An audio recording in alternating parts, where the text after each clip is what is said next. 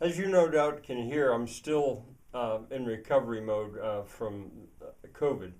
I'm going to take the opportunity to go on a little bit more with the state of the school. I think I'm going to start numbering this. This will be the state of the school 2024 2, because I did this yesterday. There were a couple more things that occurred to me that I didn't say yesterday that maybe I should have.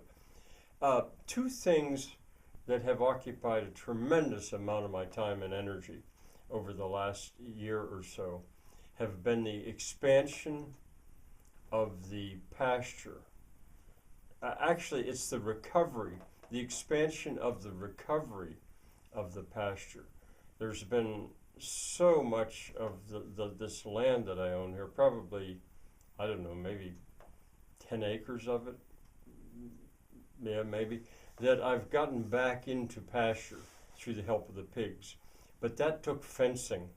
Uh, and, this is not an easy area to fence. And so I have spent a lot of time doing that. However, it's now pretty much to its perimeter. There's very little left to be opened up. So that's one of those things that will pass. Uh, I just thought those two things I should mention. Another thing, I have these certain things that just won't wait. And I mentioned loading of the animals when you ship them.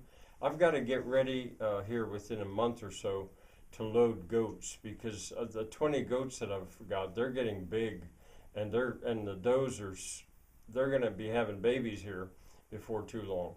And so I've got to work in the barn, do some fairly major carpentry work in the upper barn to be ready to load those goats. So last time I shipped goats, my neighbor was strong enough, he just carried them because they were small, fairly small.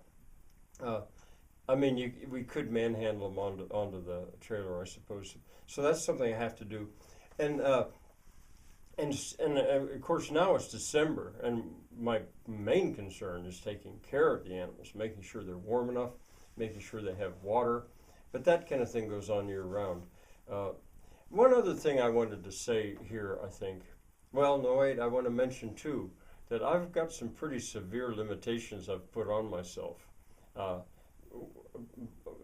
by choice, well, I don't have much money. I have very little money, actually.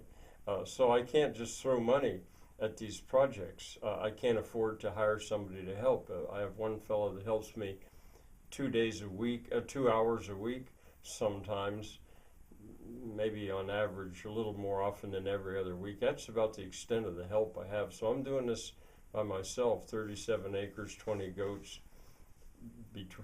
up to 40 pigs, and all the carpentry and stuff. It's a lot of stuff for one person to do. So, so money. The other thing is fossil fuels. By choice, it also has to do with not having the money to try to work land, farm it, garden it, even manicure it, and to do it without fossil fuels, it's just almost unheard of in the modern world anymore. Now, the primitive world, that's the way they've always done it. So that's a pretty major limitation on me, and I have some other ones too. Well, the one other thing now that I thought I should say is that for for people to start seeing what I'm doing in a desirous light, in a way, wishing they could do what I'm doing. To me, it's obvious there's no other way I'd rather be living. This is what I was made to do, even though it's hard and all that. The wind and the weather and the cold, and it's what I want to be doing. But as Wayne Frost has pointed out to me, most people would they almost rather die than do what you're doing. City folk. And for people, one of my prime directives that I talked about is get out of cities. The vision I have of the future is one that people their best bet is going to be to get out of cities if they can. And I don't want to go into a whole big thing about that. But I did want to mention it. And for that to happen, I think city life is going to have to become so unappealing because there are all these millions, billions of people really that seem to like living crowded in cities like that, something all my life I've hated.